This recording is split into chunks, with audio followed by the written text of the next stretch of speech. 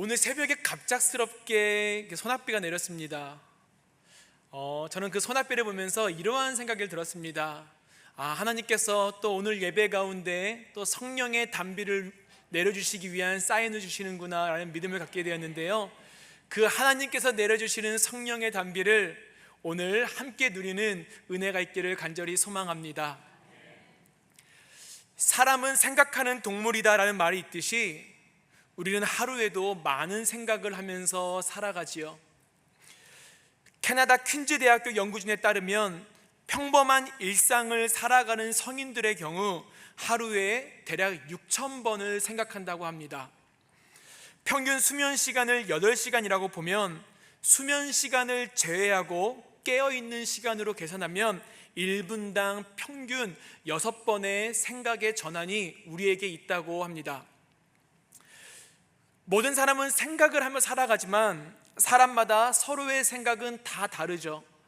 좋은 생각을 하는 사람도 있고 좋지 않은 생각을 하기도 하고 기쁜 생각을 하기도 하고 슬픈 생각을 하기도 하고 상황과 환경에 따라 서로의 생각이 다르다고 하는데 꼭 그렇지만은 않습니다. 왜냐하면 같은 상황에서도 사람들의 생각은 서로 다를 수 있기 때문이죠. 우리가 오늘 이 공간에서 함께 예배하고 있지만 우리의 생각도 분명히 서로 다를 것입니다. 우리 옆에 있는 분을 한번 보시면서 이렇게 한번 물어보시겠어요? 무슨 생각하고 계세요?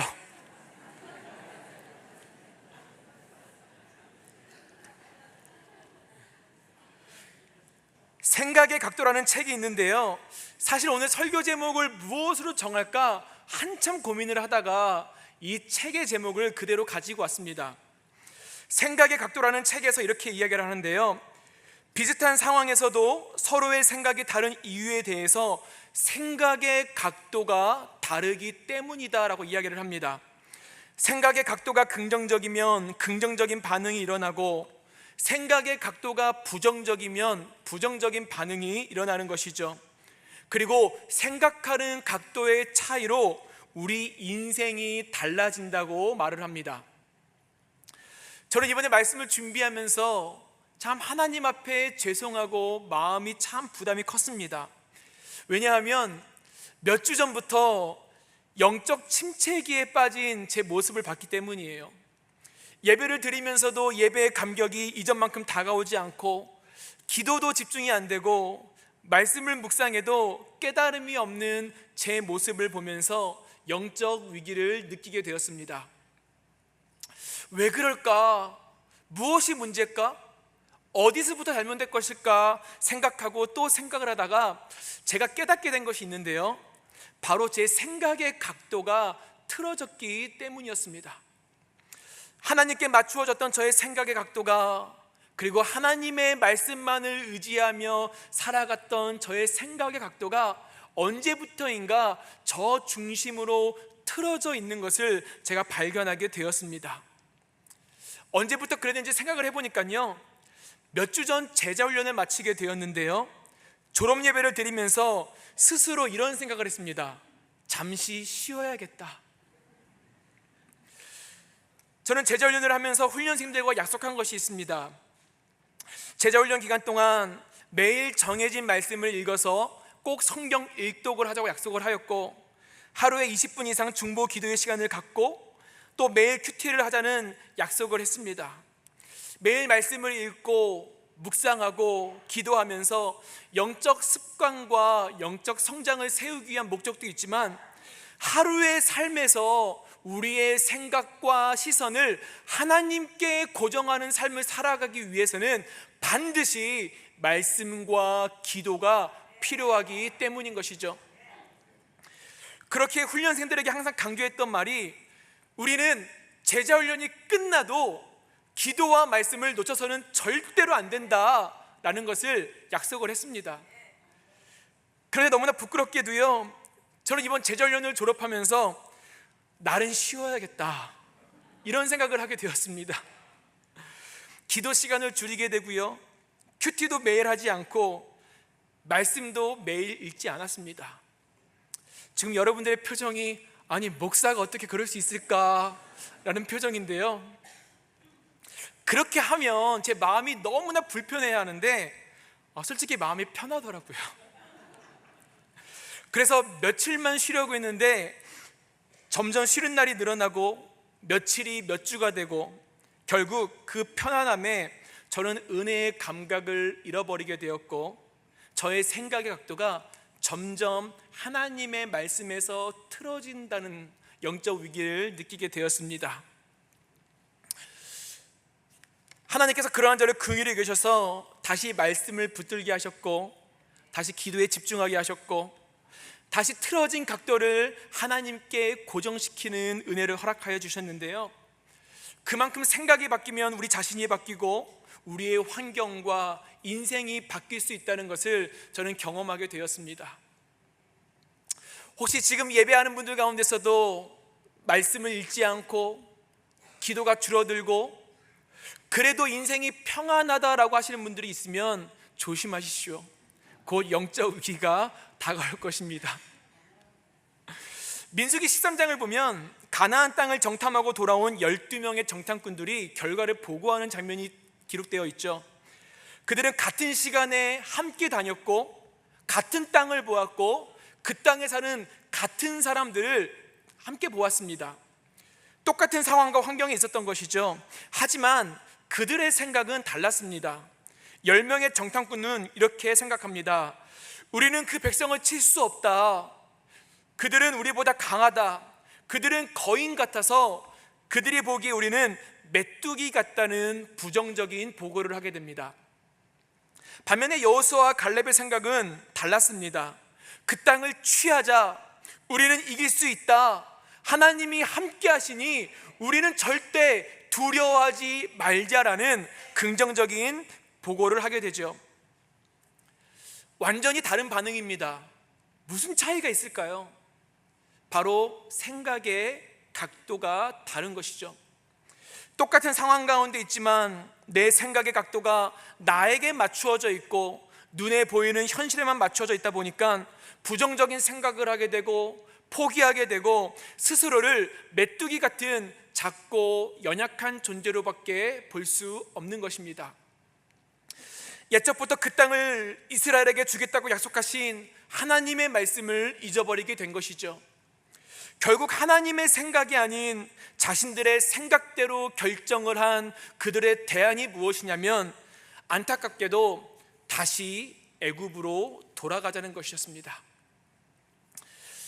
하지만 여호수아와 갈렙과 같이 우리의 생각의 각도가 하나님께 온전히 고정되어 있으면 비록 우리의 삶에 내가 뛰어넘을 수 없는 장애물이 있고 내가 감당할 수 없는 거인이 있고 우리가 메뚜기 같은 연약한 존재로 보일지라도 그 땅을 주시겠다고 약속하신 하나님의 말씀, 능히 이기게 하실 것이라는 하나님의 말씀, 우리와 함께 하시겠다 약속하신 하나님의 말씀은 반드시 우리의 삶에 성취된다는 것을 우리는 기억해야 할 것입니다. 바로 이것이 저와 여러분을 향한 하나님의 생각입니다. 내 생각을 붙드는 것이 아니라 하나님의 말씀, 하나님의 생각을 붙드는 것이 바로 그리스도인의 삶, 믿음의 삶이라는 것을 우리는 다시 한번 기억해야 합니다. 사랑하는 성도 여러분, 신앙생활에 있어서 우리의 생각과 시선을 하나님께 맞추는 것보다 중요한 것은 없습니다. 왜냐하면 하나님의 생각과 시선은 우리의 생각과 다르기 때문이죠. 우리가 잘 알고 있는 이사야 55장 8절에서도 이른 내 생각이 너희의 생각과 다르다 말씀하고 계시고 9절에서도 내 생각은 너희의 생각보다 높다라고 분명히 말씀하고 있습니다. 이것이 저와 여러분에게 말씀하시는 하나님의 생각인데 우리는 어떻습니까? 하나님, 제 생각은 이게 아닌데 어떻게 제 생각과 다를 수가 있습니까? 하나님, 제 생각을 정말 모르시겠습니까? 하나님, 제 생각과 계획은 이것이니 여기에 하나님의 생각을 맞춰달라는 기도를 할 때가 있습니다. 그리고 무언가 내 생각과 계획대로 안 되면 하나님을 원망하고 불평할 때가 있음이 사실이죠. 우리는 하나님께 보여달라는 기도를 많이 합니다. 다시 말하면 나에게 볼 수 있는 시력을 달라는 것이죠. 보여달라고, 내가 믿을 수 있게 보여달라고, 하나님이 살아계시고 나와 함께 하신다는 것을 보여주면 믿겠다고, 내가 무엇을 선택해야 할지, 어디로 가야 할지, 하나님의 뜻이 무엇인지 보여달라는 시력을 우리는 요구하죠. 하지만 이러한 기도는 우리의 생각이 여전히 나에게만 맞추어져 있는 기도입니다. 우리는 하나님께 볼 수 있는 시력을 요구하지만 하나님은 오늘 저와 여러분에게 시력이 아니라 시선을 요구한다는 것을 우리는 알아야 합니다. 오늘 우리를 향한 하나님의 생각과 계획은 보라는 겁니다.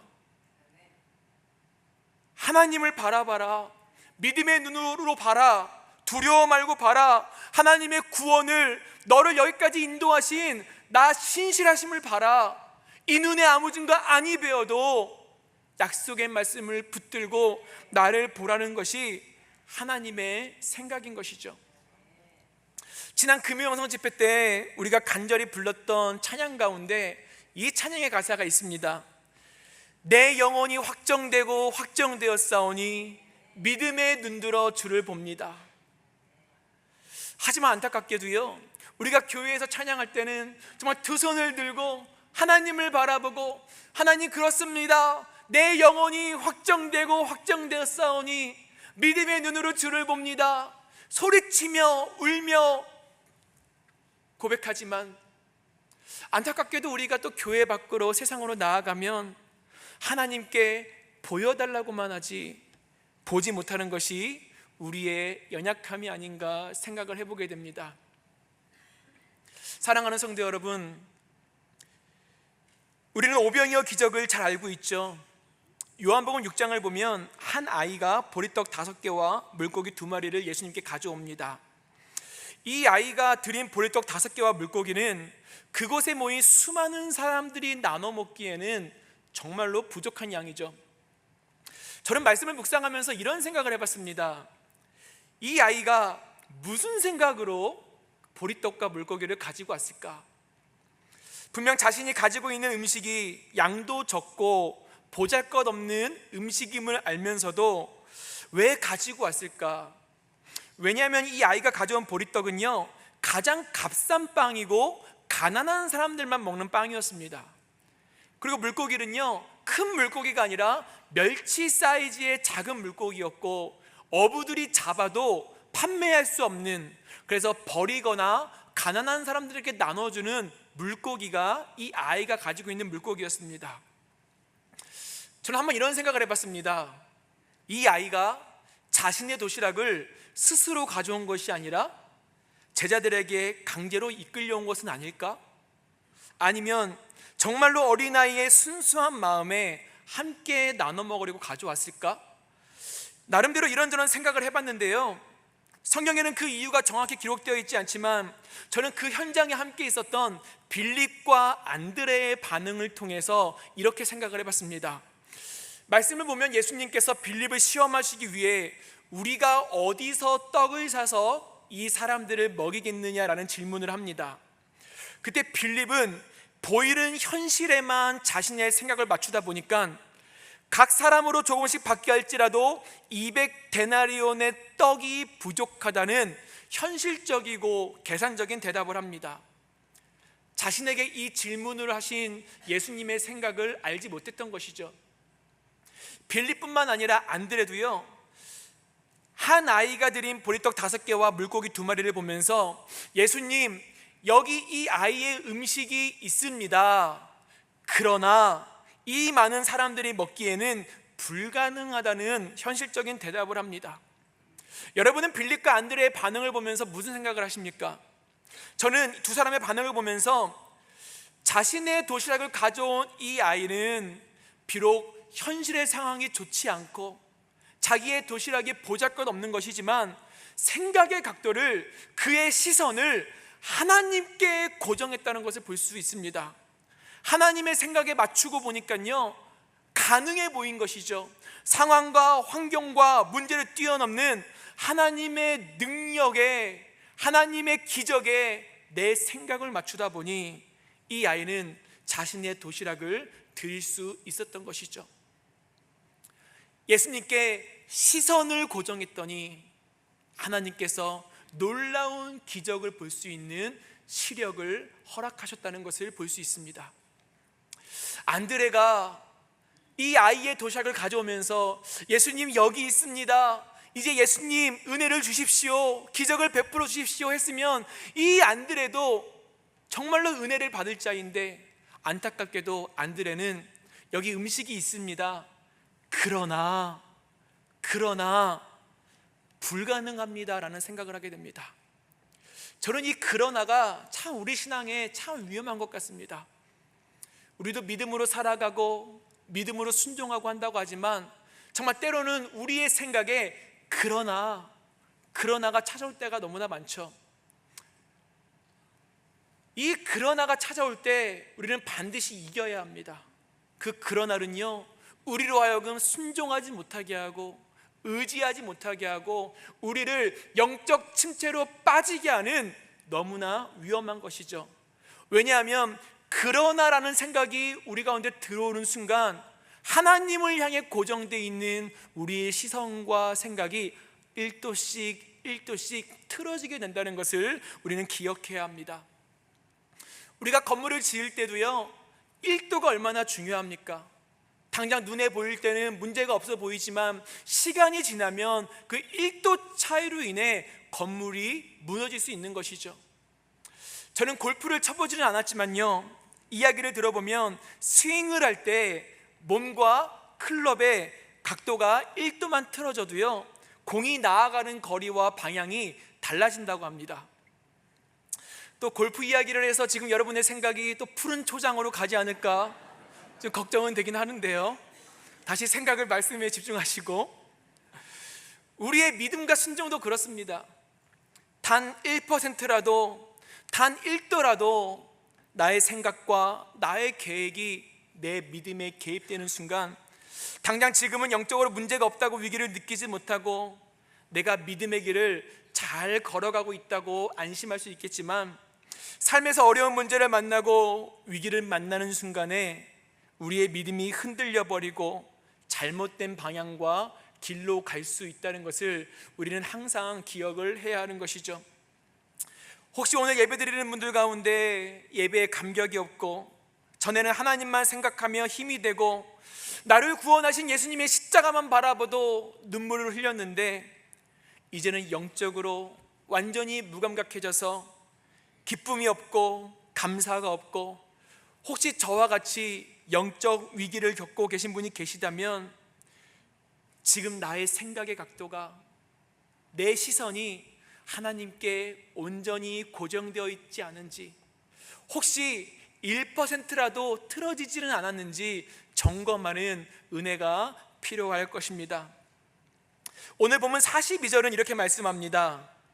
한 사람이 바알 살리사에서부터 와서 처음 만든 떡 곧 보리떡 20개와 또 자루에 담은 채소를 하나님의 사람에게 드린지라 그가 이르되 무리에게 주어 먹게 하라. 본문을 보면 처음 만든 떡, 즉 처음 수확한 열매로 만든 떡입니다. 율법에는 모든 곡식의 첫 열매를 하나님의 전에 바치도록 명시하고 있는데요, 하지만 당시 시대적 상황을 보면 여전히 북이스라엘 왕들은 금송아지를 만들고 아세라 목상을 만들어 우상을 숭배하는 악행을 저질렀기 때문에 그 땅은 죄악이 가득한 땅, 그야말로 영적 암흑기의 시대였습니다. 그렇기 때문에 그 땅에 하나님을 온전히 섬기는 경건한 제사장과 레위인이 있을 리가 없었고, 이런 상황 속에서 자신의 첫 열매로 만든 빵과 곡식을 하나님의 사람에게 가져오는 한 사람이 등장을 합니다. 하나님의 사람에게 가져왔다는 것은 결국 하나님에게 드렸다는 것이죠. 오병이어 사건에 등장한 한 아이처럼 오늘 본문에도 이름이 없는 한 사람이 등장합니다. 말씀을 묵상하면서 이러한 마음이 들었습니다. 떡과 물고기를 드린 한 아이도 오늘 하나님께 자신의 첫 열매로 만든 떡과 곡식을 드린 이 한 사람도 이름도 직업도 출신도 성경은 기록하고 있지 않지만, 어느 누구도 이들을 기억하지 않지만, 이들을 통해서 하나님의 놀라운 일이 이루어진 것을 보면 하나님만큼은 이들을 잊지 않고 기억하고 계신다라는 그러한 마음이 저에게 들었습니다. 그러면서 기도하는 것은 저뿐만 아니라 오늘 함께 예배하는 우리 모든 성도님들이 하나님이 기억하는 한 사람, 이 시대 가운데 영적으로 깨어있는 한 사람, 하나님의 구원의 역사를 함께 이루어가는 한 사람, 세상이 우리를 알아주지 않아도 하나님이 우리를 기억해주고 우리를 통해 놀라운 일을 행하신다면 우리 인생에 있어서 이보다 더 큰 은혜와 복은 없을 것입니다. 지금 보리떡 20개와 곡식이 눈앞에 있습니다. 엘리사는 사환에게 이 음식을 사람들에게 주어서 먹게 하라고 말합니다. 누가 봐도 이 음식으로 그곳에 있는 엘리사와 100명의 사람들이 먹기에는 턱없이 부족한 양이죠.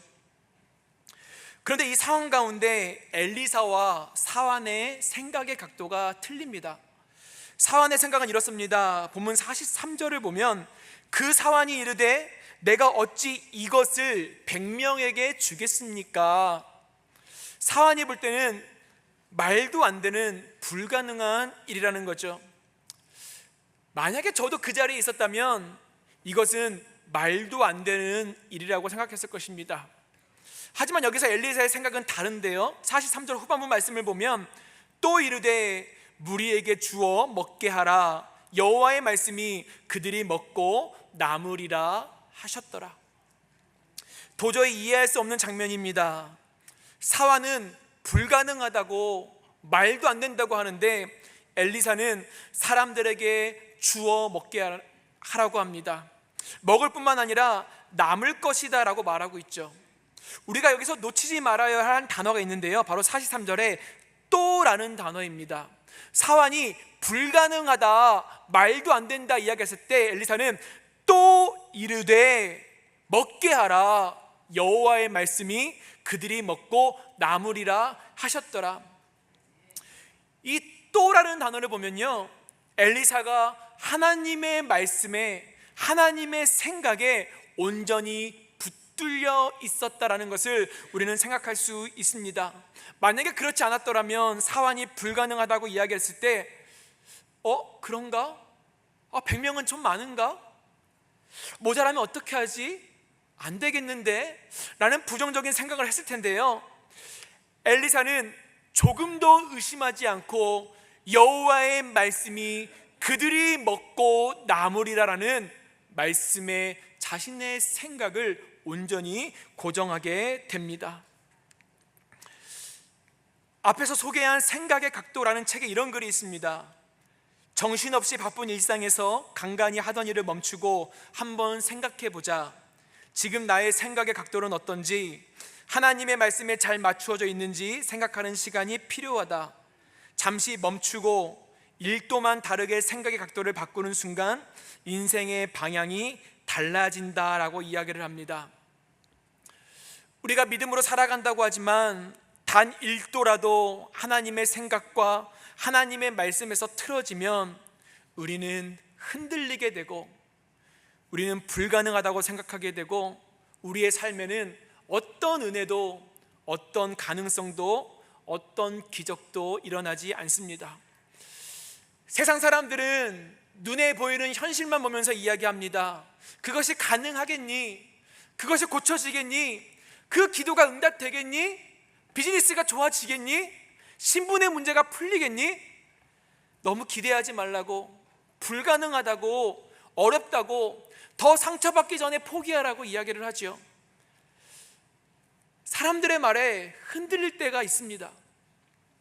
이러한 속삭임과 유혹이 우리를 흔들 때 우리가 견디고 버틸 수 있는, 그 유혹을 이겨낼 수 있는 비결은 오직 하나님의 말씀, 내 생각과 다르다고 말씀하신 하나님의 생각, 내 생각보다 높다고 말씀하신 하나님의 약속의 말씀을 붙드는 것만이 우리가 흔들리지 않고 이길 수 있는 비결이라는 것을 우리는 기억해야 합니다.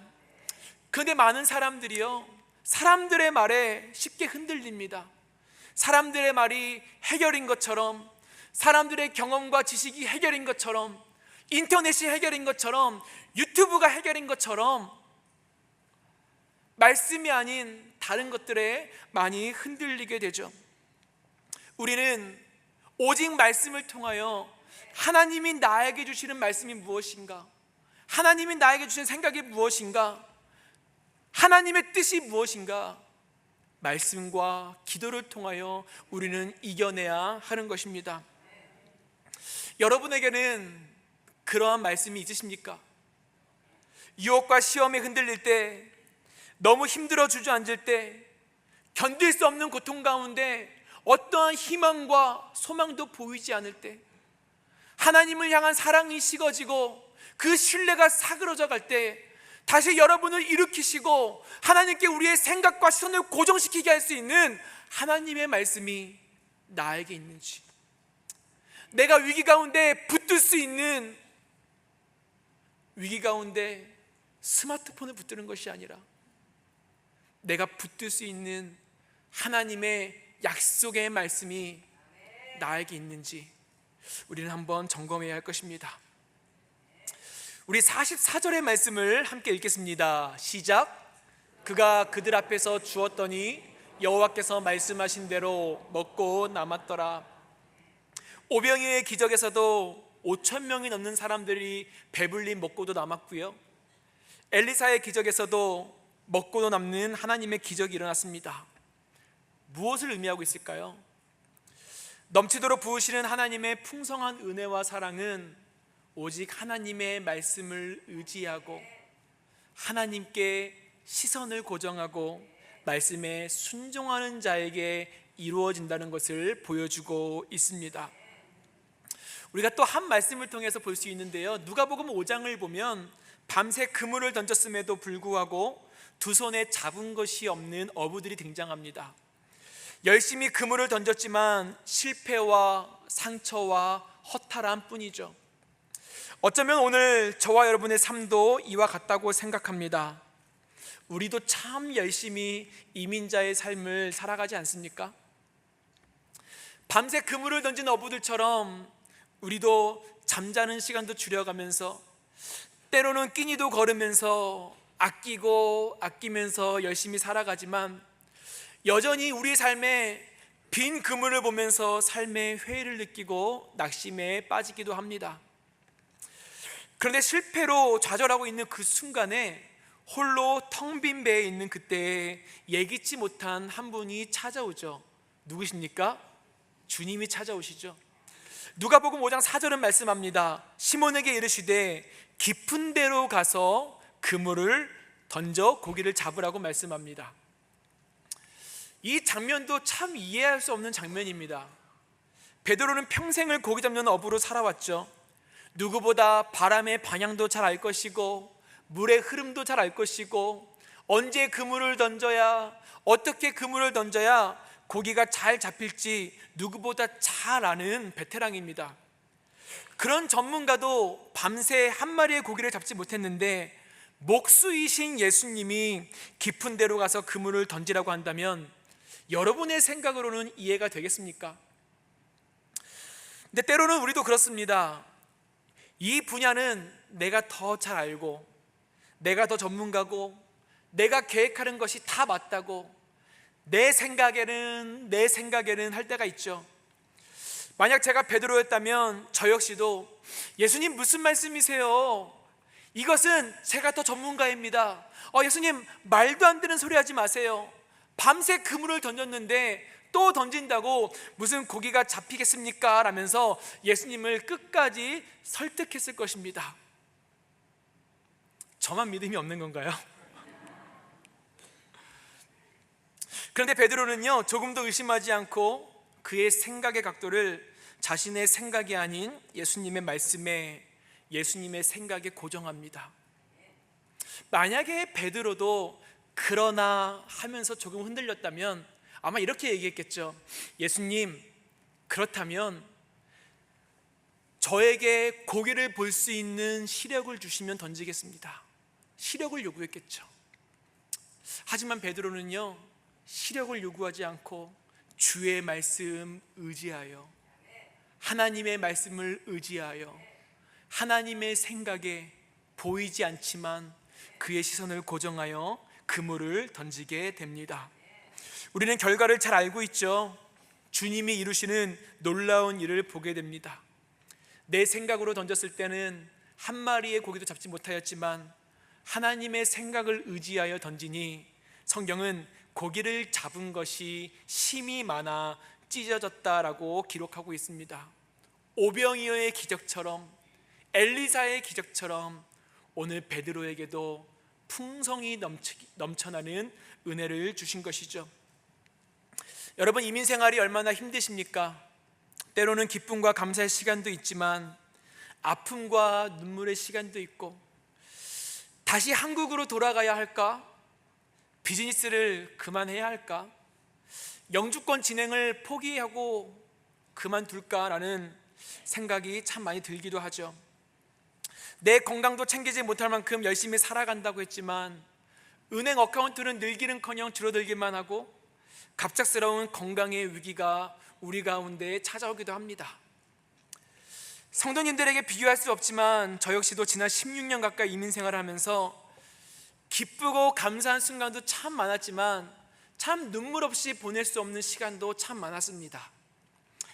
교회 사역도 하고 학교 공부도 하고 식당에서 일을 하는 그 시간이 너무나 힘들기도 하였고, 여러 번 건강의 위기가 찾아와서 정말 오늘 밤에는 천국에 갈 것 같은 건강의 위기도 찾아오기도 했고, 또 이민국에서 제 케이스를 너무 열심히 일을 해서요, 한국으로 돌아갈까 하는 생각도 하기도 했습니다. 또한 관계적인 어려움으로 참 외로운 시간들도 참 많았던 것이 사실입니다. 우리가 광야 같은 인생을 살아가지만 배고픔과 목마름의 인생을 살아가고 빈배와 같은 공허함과 실패 가운데 살아가지만 우리 인생에 하나님이 함께 하시고 우리가 주의 말씀을 의지하고 우리의 모든 생각과 시선의 각도를 하나님께 온전히 고정하면 우리는 오병이어의 기적, 엘리사의 기적, 또 베드로에게 일어난 기적이 오늘 우리의 삶에도 반드시 일어나게 될 줄 믿습니다. 우리는 하나님께서 우리를 위하여 이루실 그 크고 놀라운 일을 기대하며 우리의 시선을 하나님께 고정해야 하는 것이죠. 이제는 우리의 생각의 각도가 변해야 합니다. 아직도 나에게 내 생각이 단 1도라도 1%라도 남아있다면 오늘 말씀 가운데 주시는 하나님의 은혜로, 하나님, 내 생각의 각도가 온전히 하나님께 고정되게 하여 주옵소서. 내가 더 이상 시력을 구하는 것이 아니라 시선을 구하는 은혜를 주옵소서. 이 기도로 나아갈 때 오늘 저와 여러분의 삶에도 놀라운 일을 행하여 주실 줄 믿습니다. 지난주에 멕시코 단기 선교를 은혜 가운데 잘 다녀왔습니다. 성도님들께서 많은 기도해 주시고 사랑해 주셔서 은혜 가운데 잘 마쳤는데요, 사실 저는 멕시코 선교를 준비하면서 참 걱정이 많았습니다. 왜냐하면 작년에 비해 멕시코 선교팀 인원도 많았고 인원에 비해서 숙소나 화장실이나 또 그 시설들이 부족한 것을 저는 알고 있었기 때문에 참 걱정을 많이 했습니다. 근데 모르겠습니다. 저만 걱정을 했을 수도 있습니다. 근데 만약에 선교팀이 준비를 하면서요, 멕시코 덥다는데, 환경이 좋지 않다는데, 숙소도 불편하고 샤워장도 불편하고 힘들고 어렵고 불편한 것에만 우리의 생각을 맞췄다면 우리는 하나님의 일하심과 은혜를 경험할 수 없었을 것입니다. 그래서 준비 모임 때마다 상황과 환경을 이길 수 있는 믿음을 달라고, 시력이 아닌 시선을 달라고 함께 기도했고, 눈에 보이는 것을 보지 않고 앞서 인도하시는, 이미 행하신 하나님의 은혜를 보게 해달라고 기도했습니다. 그리고 멕시코에 도착을 했는데요, 제가 선교팀 한 사람 한 사람을 보는데 모두의 시선이요, 여기서 지낸다고? 화장실은 왜 이래? 아, 샤워장 왜 이래?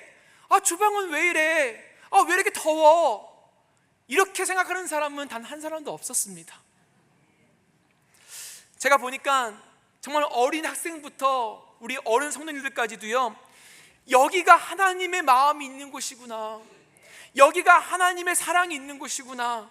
우와, 숙소도 좋네, 주방도 좋고 화장실도 좋고, 먼지는 조금 나지만 시골 느낌도 나고 바람도 시원하고, 정말 하나님의 은혜를 기대하고 하나님의 일하심을 기대하는 생각과 시선을 가지니까요, 3박 4일의 시간이 정말로 은혜의 시간이 되는 거죠. 제가 화장실에 갔다가 이제 샤워를 하는 학생들의 대화를 듣게 되었습니다. 중학생들이 샤워를 하더라고요. 그런데 영어로 대화를 해서 제가 정확히 이해를 못했습니다. 대충 이런 대화였어요. 무슨 대화였냐면, 이제 샤워장에 온수가 나오지 않아서 이제 찬물로 샤워를 하는데, 한 학생이 물을 틀면서 아, 차가워 그러는 거예요. 근데 옆에 있는 학생이 뭐라고 이야기하는 줄 아십니까? 날씨가 더워서 시원하게 샤워하라고 찬물만 나오는 거야. 여러분, 이게 바로 생각의 각도의 변화 아니겠습니까? 만약에 이 학생들이 뭐야, 뜨거운 물 안 나와? 아, 감기 걸리면 어떡하라고, 아, 다음부터 멕시코 다시 오나 봐라, 이러한 생각의 각도를 가졌다면 3박 4일 동안 우리는 하나님의 은혜를 경험할 수 없었을 것입니다.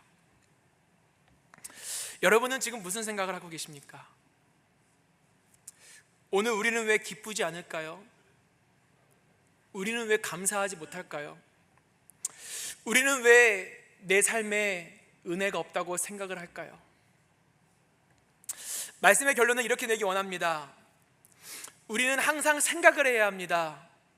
지금 나는 나의 인생을 은혜로 해석하고 있는지, 나에게 주어진 삶을 어떻게 해석하며 살아가고 있는지, 하루에 수천 번의 생각을 한다고 하는데 지금 나의 생각의 각도는 누구에게 맞추어져 있는지 항상 점검해야 합니다. 이찬수 목사님이 쓴 처음 마음이라는 책에 이런 글이 있습니다. 인생은 해석이 중요하다. 인생이 주님을 만나 해석이 달라질 때 최고의 은혜를 위한 통로가 된다. 인생에 대한 해석이 달라질 때 우리의 삶이 바뀐다라고 말을 합니다. 사랑하는 성도 여러분, 지금 우리가 겪는 상황은 서로 다를 것입니다. 어떤 분은 인생의 커다란 문제들 앞에서 더 이상 내 힘으로는 아무것도 할 수 없다는 메뚜기와 같은 연약한 인생을 살아가는 분도 계실 것이고, 열심히 인생을 살아왔지만 한 마리의 고기도 잡지 못한 채 실패와 좌절과 낙심 가운데 살아가는 분도 계실 것이고, 나의 헌신과 수고와 순종을 어느 누구도 알아주지 않아서 외로움 가운데 살아가는 분도 계실 것입니다. 또한 건강과 신분의 문제와 경제적인 문제와 비즈니스와 자녀들의 문제로 눈에 보이는 상황과 현실에 무너진 분도 계실 것입니다. 또 저처럼 기도와 말씀을 줄이다 보니 영적인 위기를 겪는 분도 계실 것입니다. 하지만 중요한 것은요, 내가 지금 어떤 상황 가운데 있느냐, 왜 나한테 이런 일이 일어나느냐를 따지는 것이 아니라 지금 나의 생각의 각도가 하나님께 온전히 고정되어 있는지, 지금 나는 함께 하시는 주님을 내가 의식하고 그분과 동행하는 삶을 살아가고 있는지, 이것을 생각하는 것이 너무나 중요합니다. 왜냐하면 인생은 해석이고 생각의 각도를 바꾸는 순간 인생의 방향이 달라지기 때문입니다. 최근 저는 영적 침체를 겪으면서, 또한 지금까지 짧은 저의 인생 가운데 눈물의 시간, 참 힘든 시간들을 다시 한번 돌아보면서 하나님께서 항상 저에게 주셨던 말씀을 다시 붙들게 되었습니다.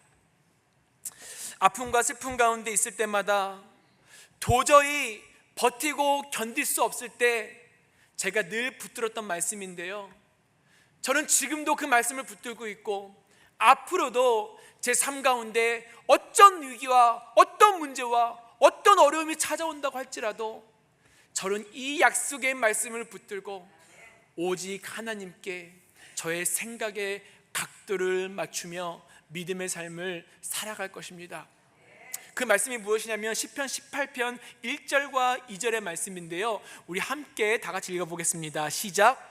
나의 힘이신 여호와여, 내가 주를 사랑하나이다.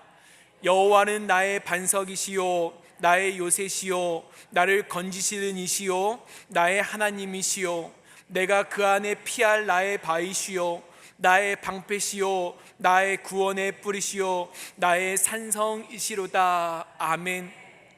하나님이 저의 힘이 되신답니다. 하나님이 저의 구원이 되시고 저의 생명이 되시고 저의 소망이 되어 주신다고 하는데, 사랑하는 성도 여러분, 참 믿음으로 살아가는 게 힘들죠. 그래도 조금만 더 힘을 내십시오. 조금만 더 버티십시오.